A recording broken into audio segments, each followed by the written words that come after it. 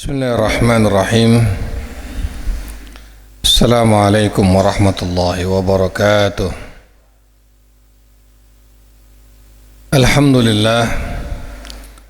Alhamdulillahilladzi hadana lihada wa ma kunna linahtadiya laula an hadana Allah.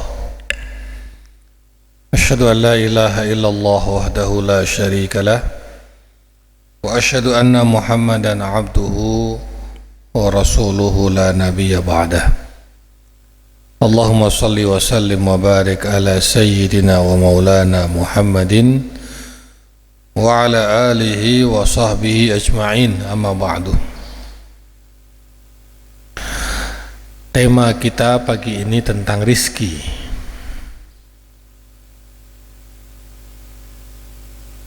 Di dalam surat Hud ayat 6. Kita mulai dari sini. A'udzu billahi minasyaitonir rajim. Bismillahirrahmanirrahim. Wa ma min dabbatin fil ardi illa 'alallahi rizquha wa ya'lamu mustaqarraha wa mustawda'aha kullun fi kitabim mubin. Tidak ada satupun binatang melata atau dapat juga dikatakan makhluk. Tidak ada satupun makhluk yang ada di muka bumi ini illa 'alallahi rizquha, kecuali Allah beri rizkinya. Allah mengetahui tempat di mana makhluk itu berada, dan Allah mengetahui tempat penyimpanan rizkinya. Jadi Allah tahu semua makhluknya, mau di ujung manapun Allah tahu, dan Allah tahu tempat rizkinya dia. Makhluk ini rizkinya di sana, Allah tahu. Bagaimana caranya makhluk ini mendapatkan rizki itu, Allah tahu. Nanti ada keterangannya. Semua itu sudah tertulis di dalam Lauhul Mahfuz.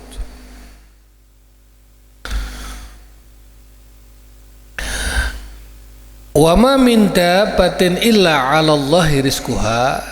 Kalau ada kata-kata 'alallah, ala itu berarti mewajibkan atas sesuatu. Sama seperti ayat begini, ya ayyuhalladzina amanu kutiba alaikumusiyam. Alaikum, ala, atasmu. Berarti apa itu? Diwajibkan. Diwajibkan berapa? Berpuasa. Sama rizki tadi, wa ma min dabbatin fil ardi, tidak ada makhluk di muka bumi ini illa kecuali 'alallah rizquha. 'Alallah rizquha itu maksudnya Allah mewajibkan dirinya memberi rizki kepada setiap makhluk itu.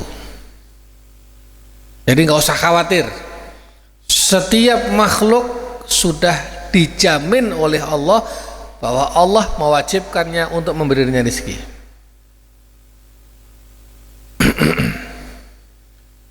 Matahari, bulan sebagai contoh. Apa dikira matahari itu ya pagi-pagi terbit dari timur, terbenam di barat. Nanti begitu terbenam, gelap, muncul bulan, bintang. Apa dikira itu bukan rezeki? Berapa banyak orang yang rizkinya tergantung pada sinar matahari? Berapa banyak orang yang rizkinya tergantung pada malam hari?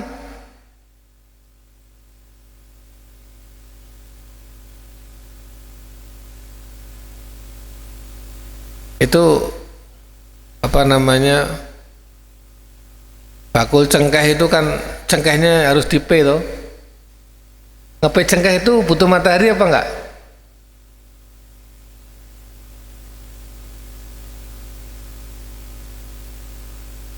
Jemur pakaian butuh matahari enggak? Atau saya gambarkan begini. Apa jadinya kalau dunia itu siang terus?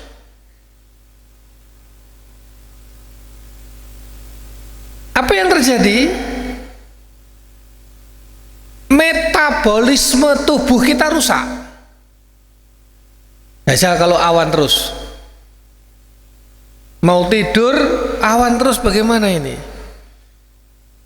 Kita itu kalau pergi ke luar negeri, apalagi yang jauh jaraknya, beda waktu dengan Indonesia jauh, contoh ke Eropa, ke Inggris misalnya, itu beda waktunya 8 jam sampai 9 jam. Itu kalau kita pergi ke sana, ya, hari pertama di sana itu namanya jet lag. Jet lag itu menyesuaikan waktu. Ini harusnya jam 11 malam, jam 12 ini wayai aku turu. Karena selama ini kita tidur kan, jam 11 malam sampai jam 4 pagi, tidur itu. Begitu kita itu lagi perjalanan ke Inggris, jam 11 malamnya di sana ternyata masih sore. Kan nggak enak kalau tidur sore. Tapi ini sebetulnya jatah saya sekian puluh tahun lalu berlangsung tidur jam segini. Maka berubahlah metabolisme kita itu, dan itu butuh waktu kira-kira setengah hari sampai 1 hari. Namanya jet lag. Itu suasana yang paling gak enak. Orang paling gak enak perjalanan ke luar negeri itu kalau dari timur ke barat.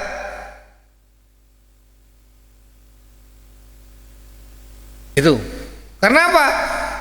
Karena siang terus. Orang berangkat dari ini siang ke sana siang terus itu. Karena dia bersama dengan matahari arahnya. Jadi ketika kita ini bisa bekerja, ini bapak-bapak, ibu-ibu pergi pagi ke pasar, sore, nah ini malamnya di rumah, ya, nyantai-nyantai, kemudian pagi lagi bekerja lagi terus. Kenapa bisa begitu?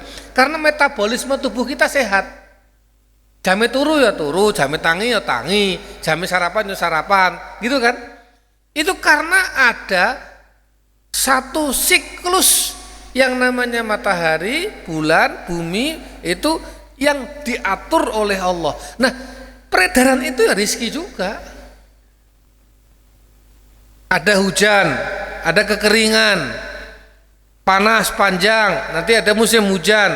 Musim hujan mengakibatkan ini, itu, dan seterusnya. Itu rezeki. Itu cara Allah mengatur rezeki.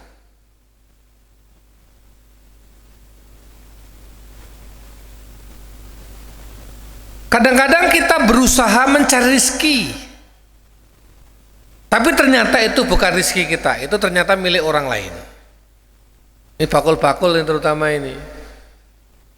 Ada pelanggan sudah datang ke kita, sudah tawar-menawar, ya, sudah apa namanya, wah, pokoknya negosiasinya udah jelimet, ndake gitu.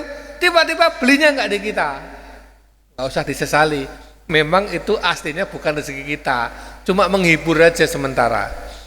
Koyone arep tuku ngon dhewe, kok jebule ora tuku ngon dhewe.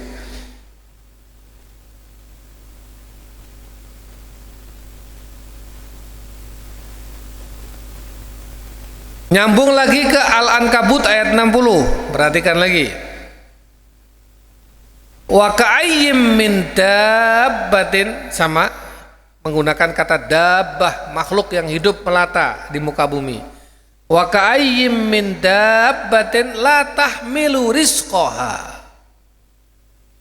Berapa banyak makhluk atau binatang yang tidak dapat membawa, tidak dapat mengurus sendiri rizkinya. Allahu yarzuquha wa iyyakum. Dalam hal seperti itu Allah lah yang mengurus rizkinya. Bayi lahir umur 1 hari, ibu-ibu, itu bisa ngurus rizkinya enggak? Dia tahu nggak tempat rizkinya di mana? Nggak tahu. Kalau nggak ibunya yang mendekat. Bayi-bayi itu nggak tahu. Kalau tidak diberi atau ditunjukkan atau didekatkan dengan rizkinya, nggak akan tahu. Dia nggak bisa mengurus rizkinya sendiri. Dalam hal ini Allahu yarzuquha. Dia buat ibunya sehat, dia buat ada orang lain yang mau menolongnya, dia buat ada orang lain yang bisa memberinya rizki.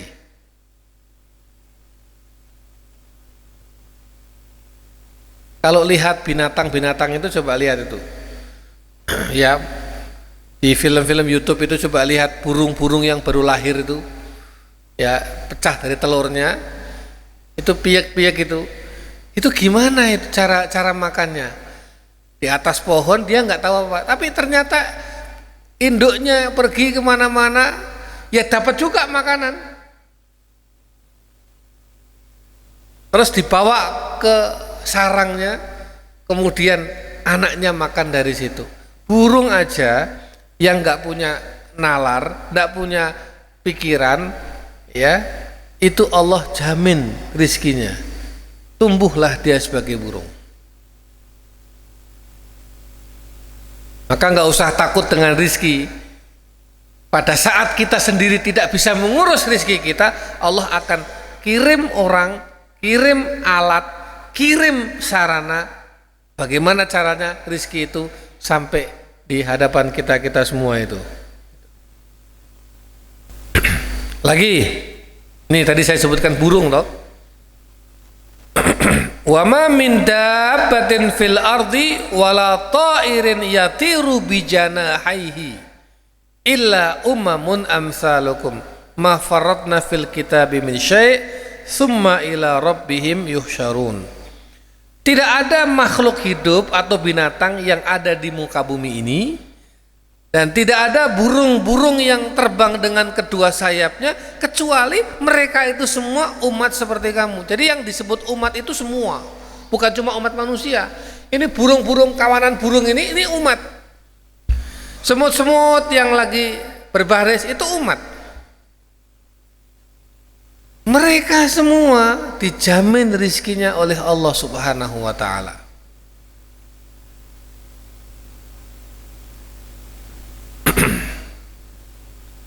Sekarang apa bedanya rizki menurut orang beriman dan orang kafir?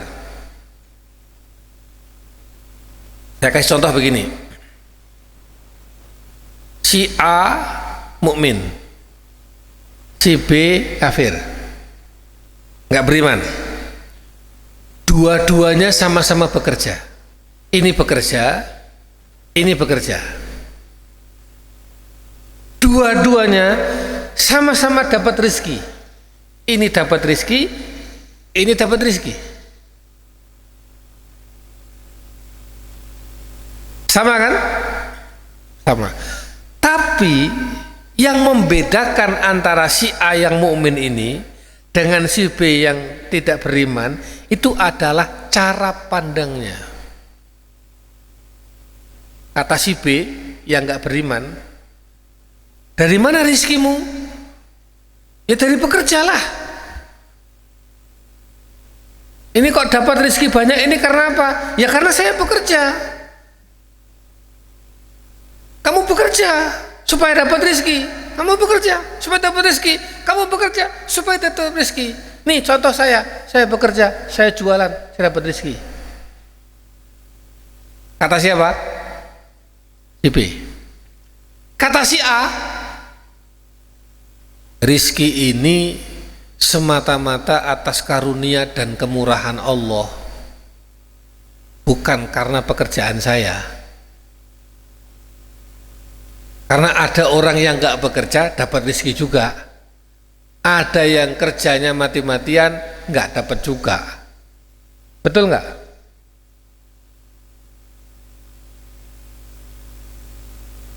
Ada lagi orang bilang begini,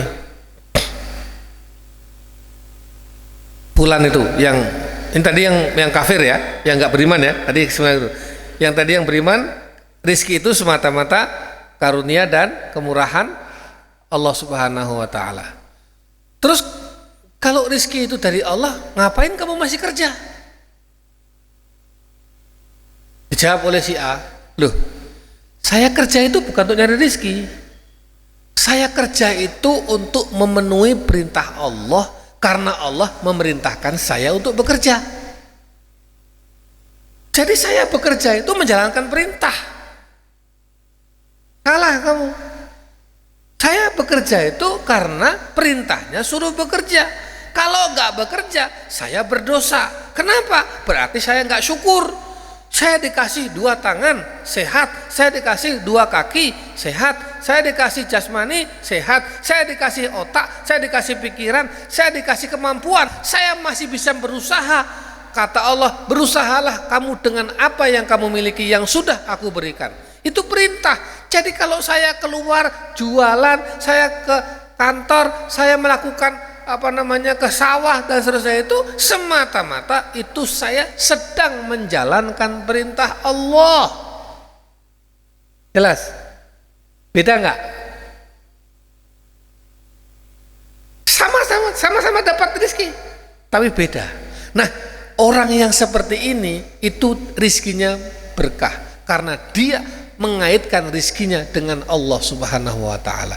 Yang ini dia tidak mengaitkan rizkinya dengan Allah, dia hanya mengaitkan rizkinya dengan pekerjaannya. Beda atau sama? Beda.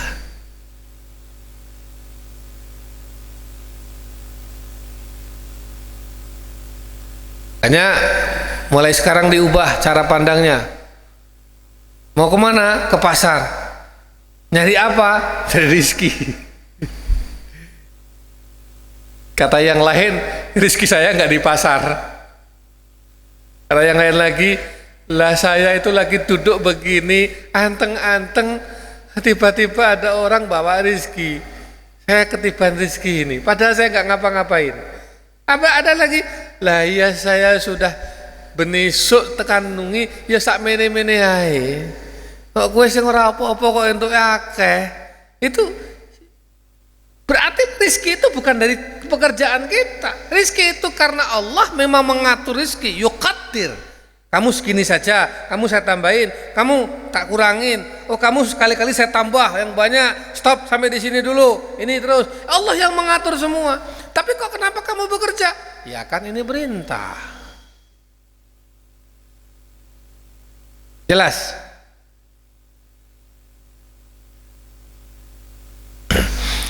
Wa fis samai rizqukum wa ma tu'adun. Fa rabbis samai wal ardi innahu lahaqqum mithla ma annakum tantiqun. Di langit, maksudnya di hadapan Allah, terdapat sebab-sebab rizkimu. Jadi di sana itu udah tertulis. Udah tertulis rizki kita itu berapa, karena apa, bagaimana cara kita mendapatkan, lewat siapa, kapan waktunya, berapa besarnya, udah tertulis semua di sana. Dan apa yang dijanjikan kepadamu, Allah yang menjanjikan kita. Maka demi Tuhan langit dan bumi, sungguh apa yang dijanjikan itu pasti terjadi seperti yang kamu ucapkan. Ada 2 hal. Tadi kan yang pertama apa? Wa ma min dabatin illa 'alallahi rizquha. Itu kan janji Allah. Tidak ada makhluk satupun yang tidak aku kasih rizki. Udah percaya aja. Ono wong loro, ya, wis reso apa-apa, orang duwe sapa-sapa, tapi si urip bertahun-tahun. Gimana cara dia hidup? Kalau dipikir, ya, ada orang sakit-sakitan, nggak punya siapa-siapa di situ, dan nggak bisa apa-apa, tapi bisa bertahan hidup sekian tahun. Ternyata ada tetangganya yang tiap hari kasih dia makan, gantian tetangganya itu ada saja. Tiba-tiba ada orang lewat, tiba-tiba ada orang jauh dikasih tahu sama saudaranya, saudaranya dikasih tahu sama tetangganya bahwa di sana ada orang miskin, bla bla bla bla. Orang jauh yang nggak kenal itu, ya udah aku mau sedekah untuk dia. Allah yang mengatur rezeki itu. Nanti kalau rezekinya sudah habis, jatah rezekinya sudah habis, maka kematian akan datang. Sudah, rezekimu sudah habis, jatahnya sudah habis, kuotamu wis entek. Nah itu nanti inna lillahi wa inna ilaihi rajiun. Selama kita masih hidup, nih catat baik-baik, selama kita masih hidup, selama itu pula Allah dengan caranya akan memberi kita rezeki, dengan bekerja atau tidak dengan bekerja.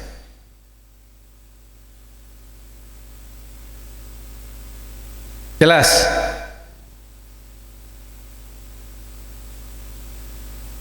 Macam-macam rezeki. Jangan dibayangkan rezeki itu hanya berupa harta saja.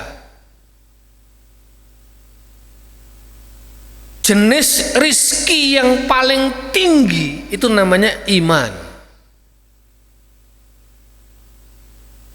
Makanya khotib-khotib itu, ulama-ulama kita ini kalau khutbah gimana? Alhamdulillah ala ni'matil iman wal Islam, ya kan?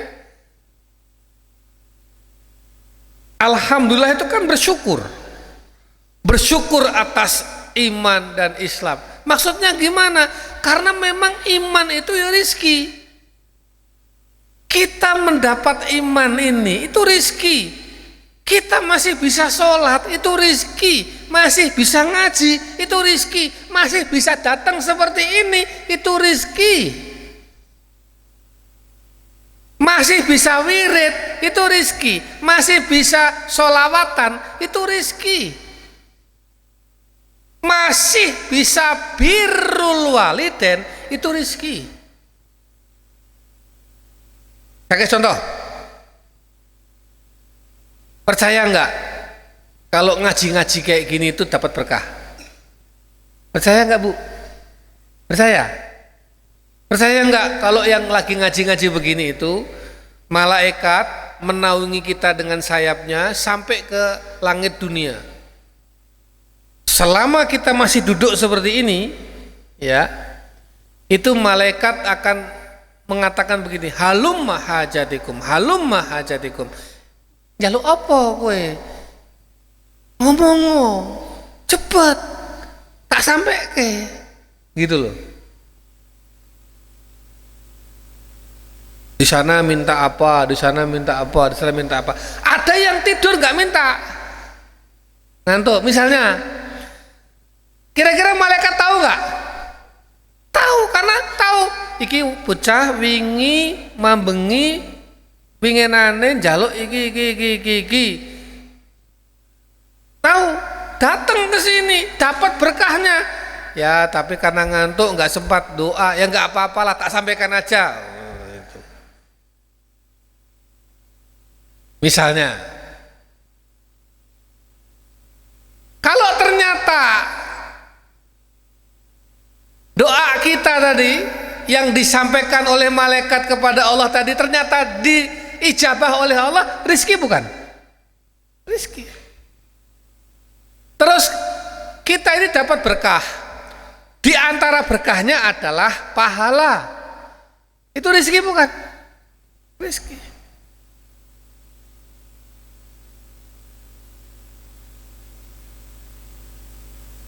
Tingkatan kedua adalah ilmu, hikmah, dan pengetahuan.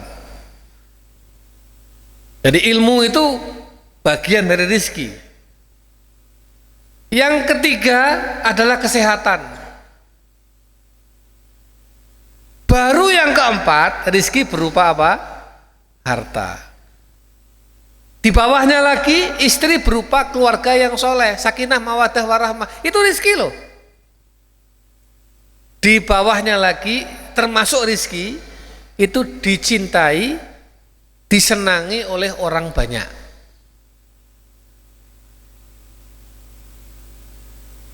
Rasanya piye? Sugih nemen, duite mamblah-mamblah, tapi anak, bojo, keluarga, tonggo-tonggo sengit kabeh. Enak murah?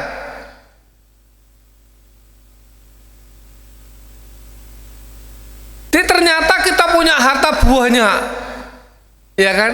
Tapi di rumah istri kita, anak-anak kita, keluarga kita, adik-adik kita, kakak-kakak kita, itu semuanya maki-maki kita, musuh-musuh kita semuanya. Itu enak nggak hidupnya itu? Di kantor, di komunitas, di lingkungan dia, semuanya nggak ada yang suka sama dia, dia dikucilkan, nggak enak.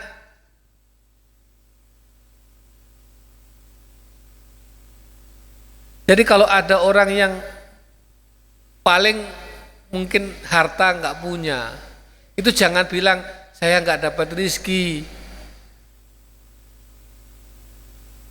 Kan cuma satu yang nggak dapat.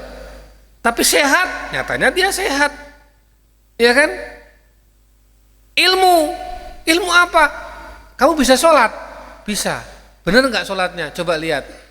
Kata saya sholat, oh bisa saya pak. Takbir, Allahu Akbar, baca Fatihah, barkui ruku, ya i'tidal, sujud. Lah kuwi sholatnya bener. Itu kan ilmu sholat, itu rizki.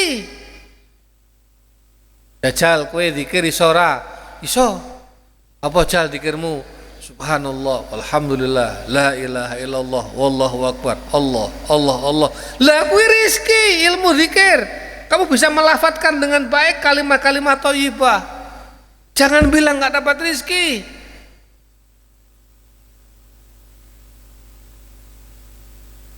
Jelas? Ya. Ibu-ibu mulai sekarang jangan sering-sering bilang saya itu belum kebagian rizki, dicabut kabeh 1 2 3 4 5 6, mati kita.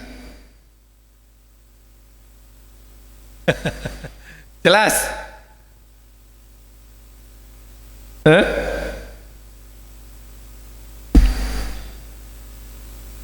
Nih,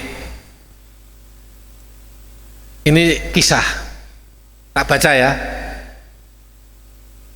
Ini anu aja apa jenenge fragmen drama. Jadi ini bukan kisah betulan, tapi kalau betulan yang mungkin ada aja, tapi ini aslinya bukan betulan. Tapi hanya untuk menggambarkan aja. Pak Ahmad, namanya Pak Ahmad misalnya, seorang pegawai biasa, golongannya 2B, punya 3 anak dan 1 istri namanya Bu Mahmudah. Anak pertama namanya Nasir, sekarang kuliah masuk semester 6. Anak kedua namanya Fatimah, sudah mulai menginjak remaja, sekarang kelas 3 SMU. Sedangkan anak bontot namanya Umar baru kelas 6 SD. Hari-hari belakangan ini Pak Ahmad sering cemas dan takut. Kenapa? Karena sebentar lagi Nasir mau skripsi KKN, sebentar lagi Fatimah mau masuk kuliah, sebentar lagi Umar mau masuk SMP. Sudah terbayang berapa biaya yang harus dikeluarkannya. Mumet Pak Ahmad ini. Kira-kira ada orang yang begini enggak? Ada. Yo, kita kasih tahu kayak. Padahal Pak Ahmad itu gajinya mung 800.000 sebulan, pocokan.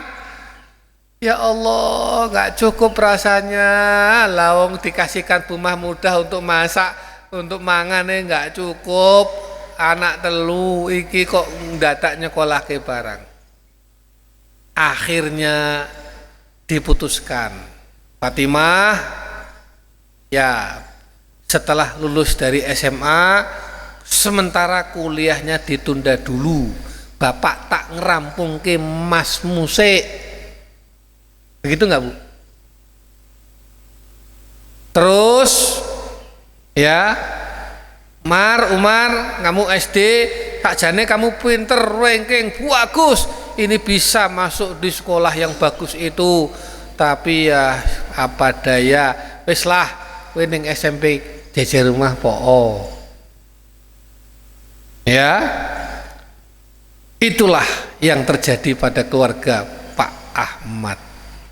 apakah terjadi pada keluarga-keluarga kita? Yo, maybe yes, maybe no. Nih, jawabannya ada dalam dua ayat ini. Dua ayat ini sama, serupa, tapi tak sama. Ibu-ibu boleh catat, nanti masuk di ujian.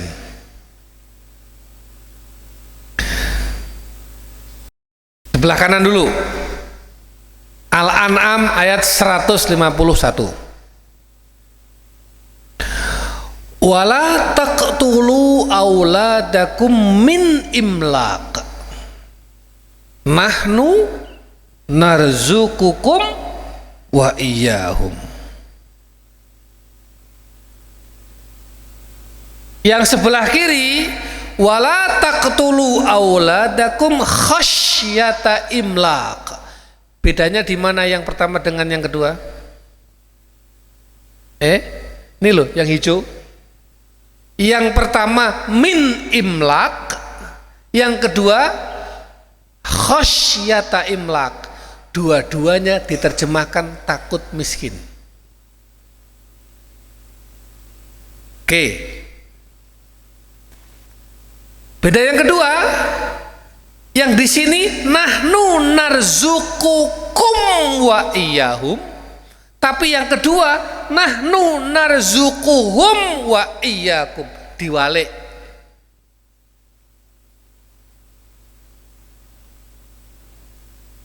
Nih, saya jelaskan. Wala taqtulu auladakum, janganlah kamu bunuh anak-anakmu. Itu maksudnya bukan bunuh beneran.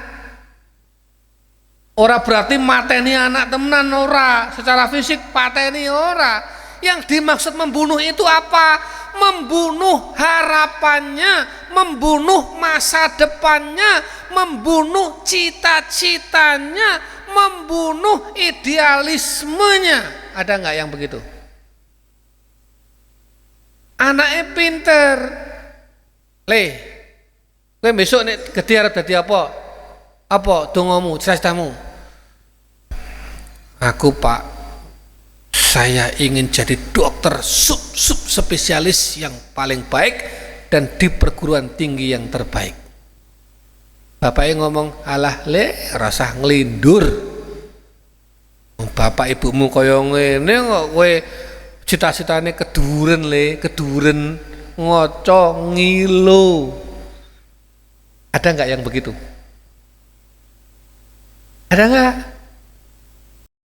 Itu namanya apa? Membunuh anak-anak.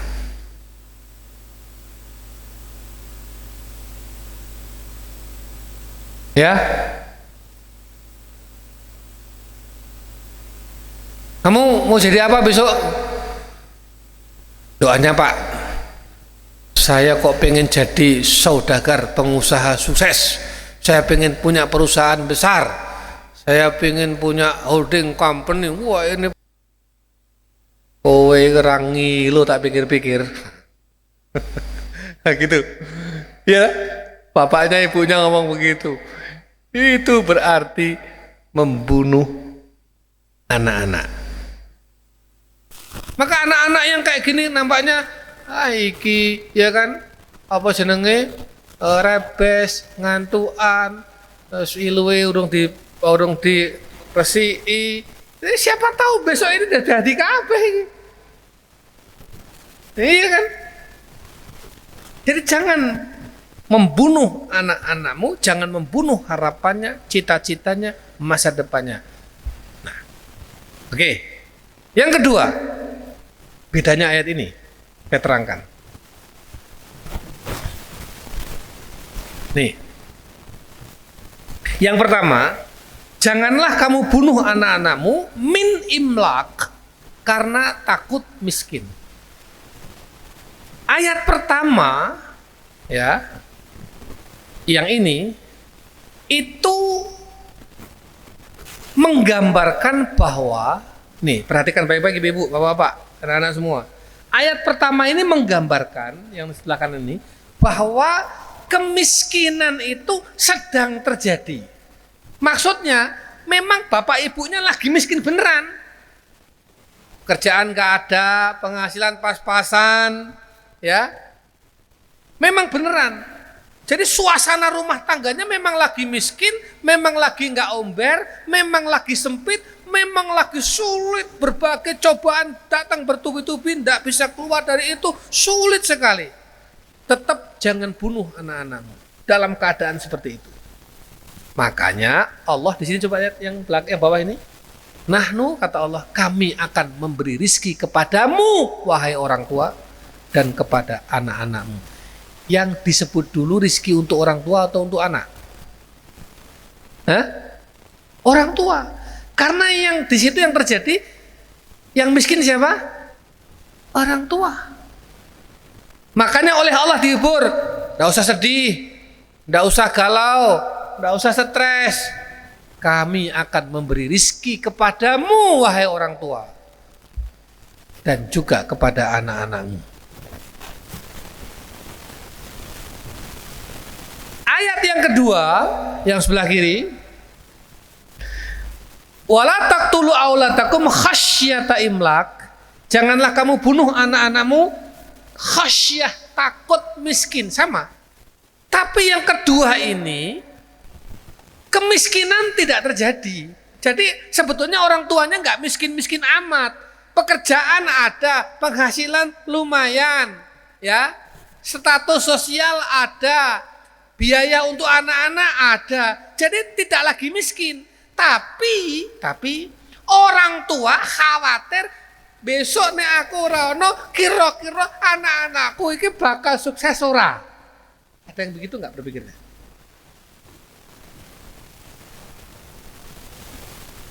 Jadi yang kedua ini tidak lagi miskin. Yang kedua ini lagi fine-fine aja. Ya, yang kedua ini lagi menggambarkan lagi sehat-sehat saja, normal-normal saja, cukup-cukup saja. Tapi orang tua khawatir besok anaknya jatuh miskin. Berarti kemiskinannya tidak terjadi, tapi dia khawatir anaknya yang akan miskin. Makanya, lihat. Yang ditenangkan dulu adalah anak-anak. Nahnu narzukuhum. Kami akan memberi rizki kepada anak-anakmu itu dan juga kepadamu. Ya, saya kira gitu, Ibu-ibu ya. Nah, terakhir ini saya ingin sampaikan. Nah, ini. Ata'ullahi ata'un wa man'uhu ata'un. Ini kaidah. Ini bukan hadis.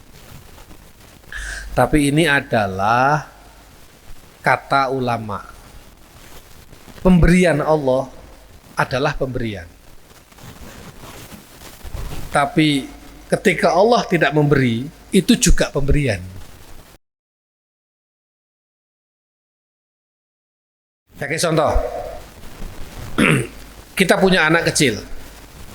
Anak itu minta aroma manis sama es krim. Kita beri anak itu. Minta jajan es krim, minta jajan es, kita kasih. Berarti pemberian. Besoknya anak itu minta es krim, lalu tidak kita kasih, nggak kita belikan es krim. Pemberian bukan? Pemberian. Mungkin anaknya mengira kemarin aku diberi, sekarang enggak. Itu kata anak kecil. Tapi kata kita enggak, kemarin diberi, hari ini juga diberi. Kalau kemarin kamu mintanya es krim, kami beri kamu es krim. Hari ini kamu minta es krim, Bapak belikan bukan es krim. Kenapa? Dengan tidak membelikan es krim hari ini, karena kamu sedang batuk, kamu sedang pilek, Bapak sedang memberimu kesehatan. Jelas? Jadi kalau Allah misalnya wingi rezekinya lancar, tiba-tiba turun, kan begitu kan? Rezeki kadang-kadang kayak gini kan, kayak turun kan? Itu jangan mengira kemarin saya diberi rezeki oleh Allah, sekarang tidak. Ntar dulu. Sehat terus tiba-tiba sakit. Oh, ketika sakit ini berarti Allah sedang tidak memberi kesehatan. Ntar dulu. Ya, memang Allah nggak beri kesehatan. Tapi ingat, Allah sedang memberi yang lain. Apa? Mengurangi dosa-dosa kita. Orang kalau sakit, terus sabar dengan sakitnya, itu sebetulnya adalah cara Allah untuk ngeresi dosane supaya dia pada saat meninggalnya bersih. Jadi orang sakit di akhir-akhir usia itu kalau diniati dengan ikhlas, udah itu insya Allah baik. Kenapa? Karena itu berarti supaya menghadap Allah selesai. Tidak ada lagi dosa-dosa kecil yang melekat pada dirinya.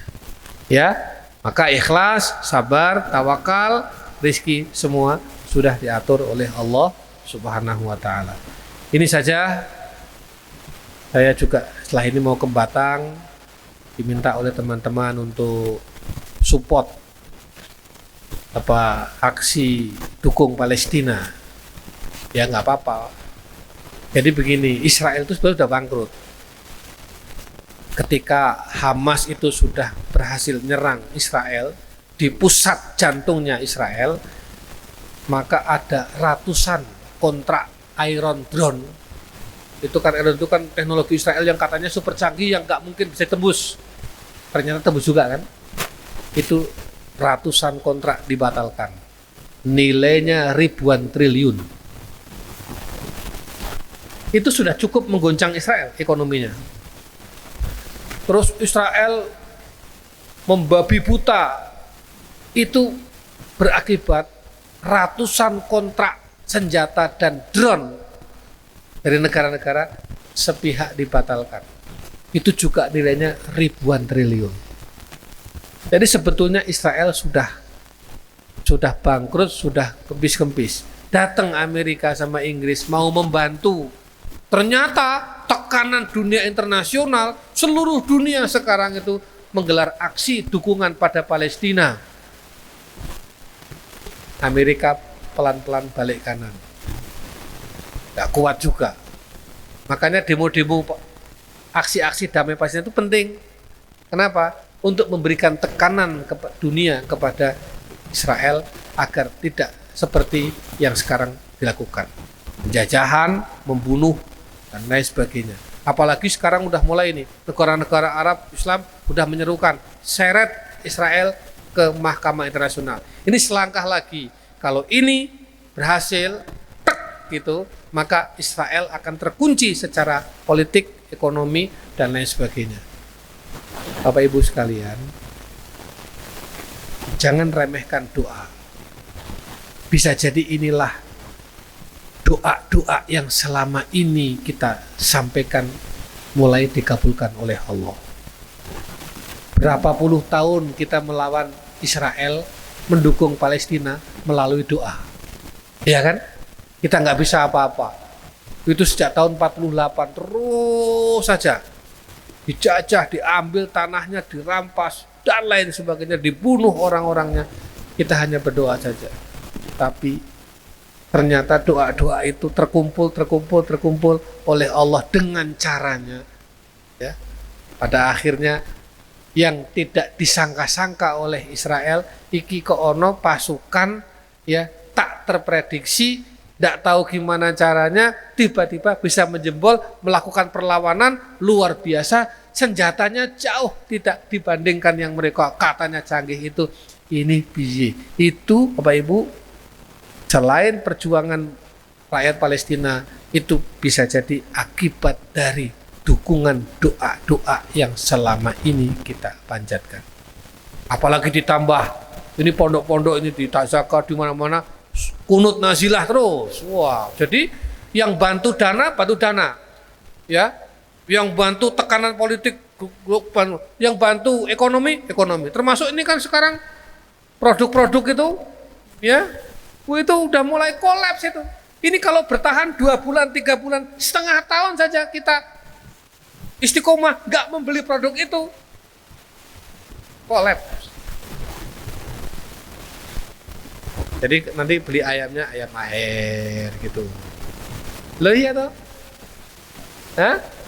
Oh saya mau beli kopi, ya kopi Tombo, kopi Tubruk, ya kan? Yang gitu-gitu aja.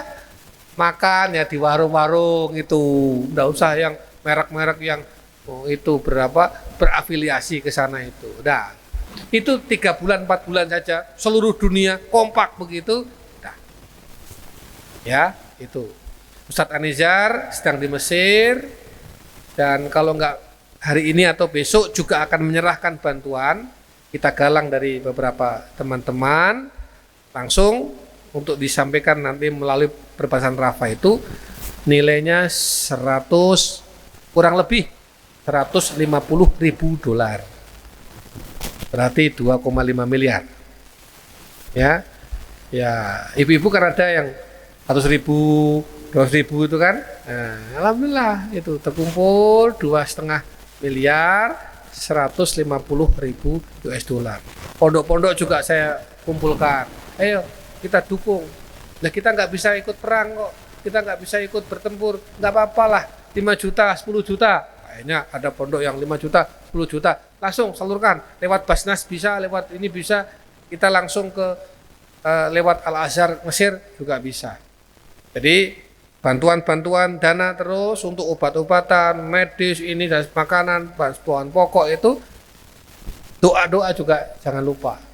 Ya, saya kira itu, Bapak Ibu sekalian, mudah-mudahan tidak lama lagi Palestina kembali ke bangsanya, tanah airnya, dan Masjidil Aqsa kembali ke pangkuan umat Islam kembali. Aqulu qouli hadza astaghfirullahal azim li wa lakum. Al-Fatihah.